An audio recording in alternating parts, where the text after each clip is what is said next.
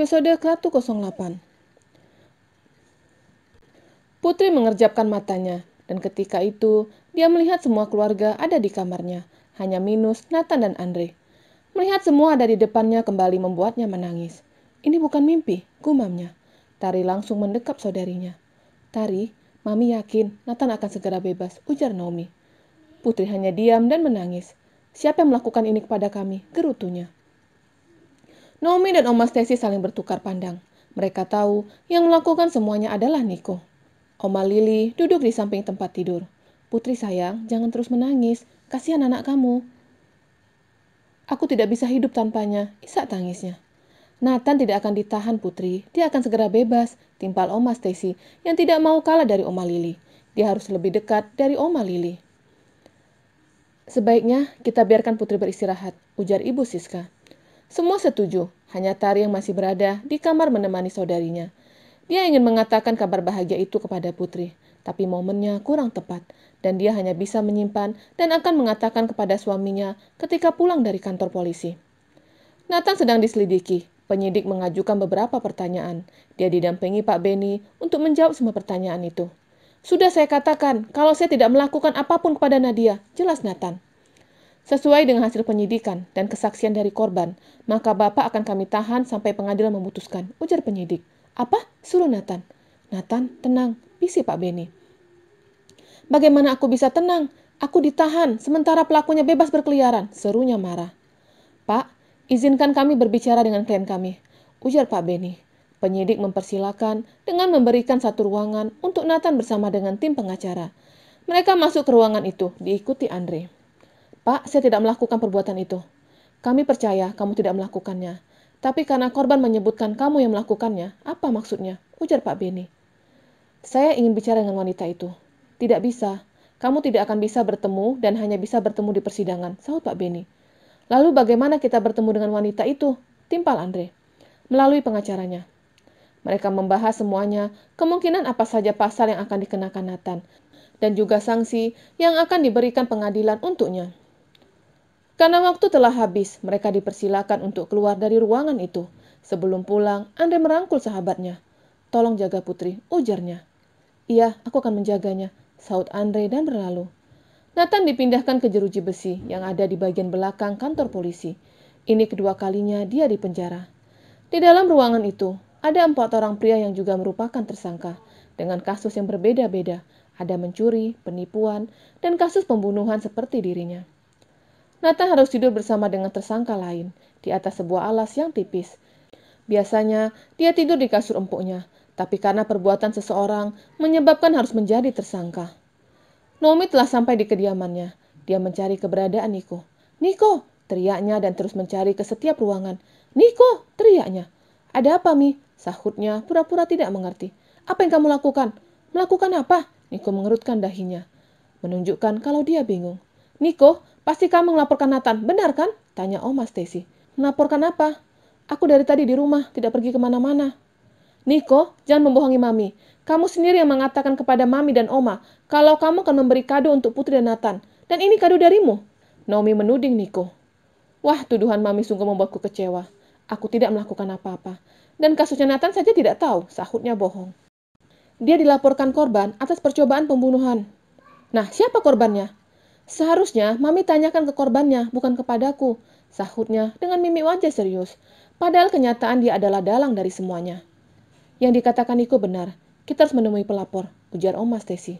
Tapi Naomi terus menatap anak bungsunya. Jadi apa maksudmu mengatakan akan memberikan kado?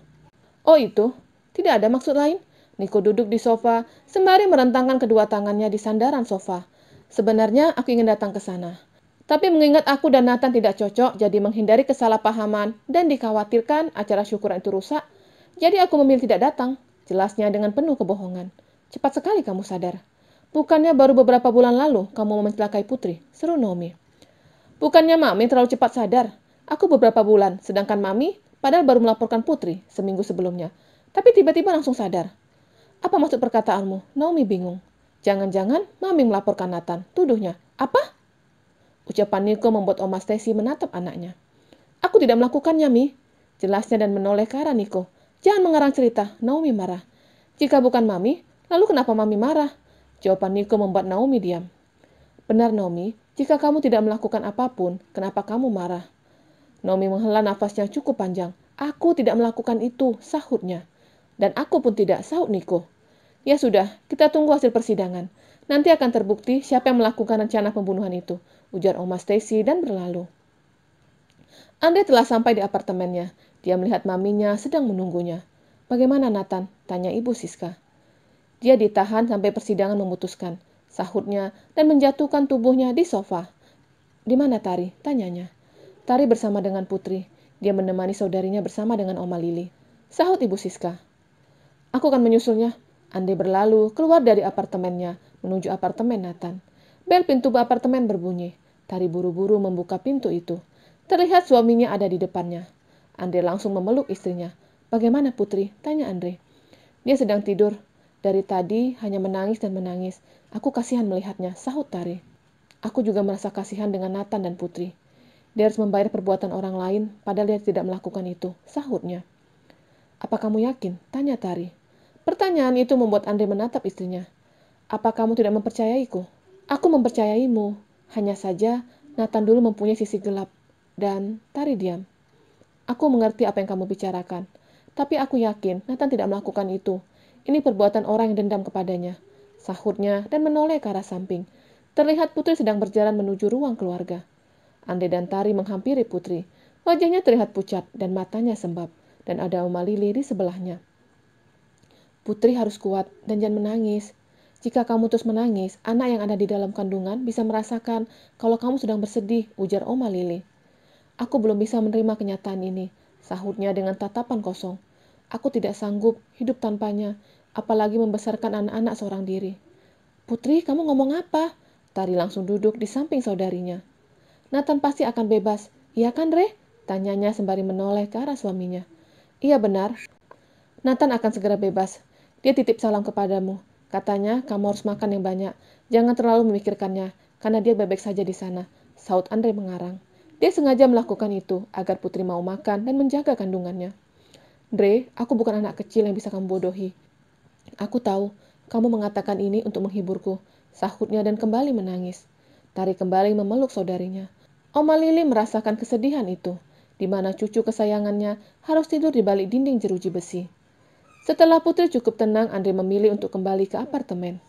Kamu di sini saja, temani Putri, ujar Andre yang mengerti jika hanya Tari yang bisa menghibur Putri. Tari menganggukkan kepalanya.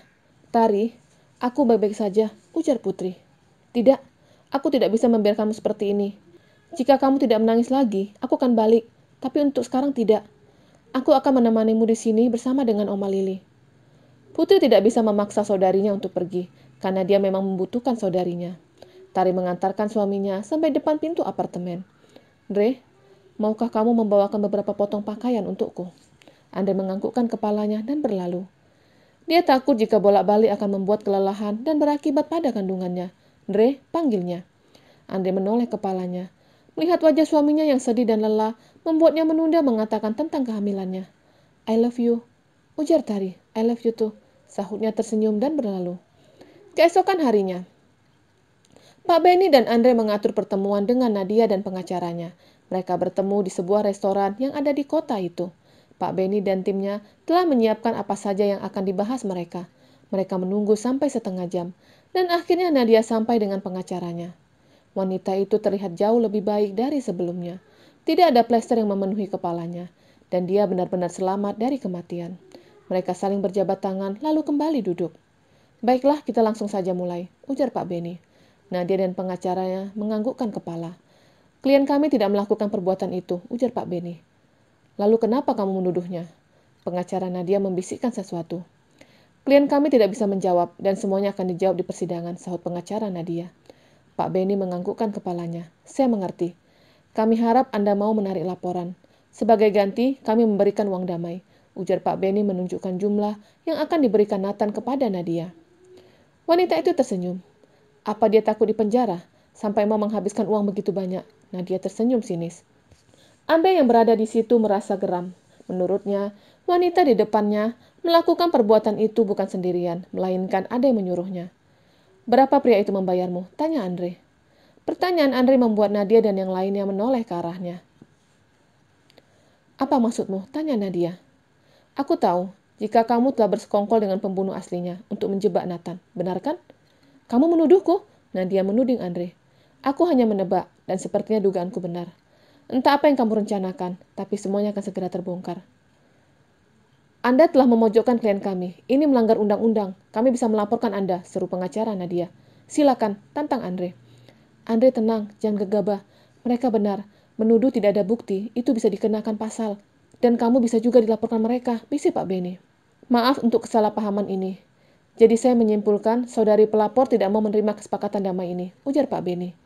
Iya benar, kita akan bertemu di pengadilan, sahut Nadia dan beranjak dari kursi lalu berlalu bersama dengan pengacaranya. Bagaimana ini Pak? Andre bingung. Jalan satu-satunya kita menghadapinya di persidangan, dan kita harus mencari saksi. Saksi? Tidak ada saksi di tempat kejadian itu.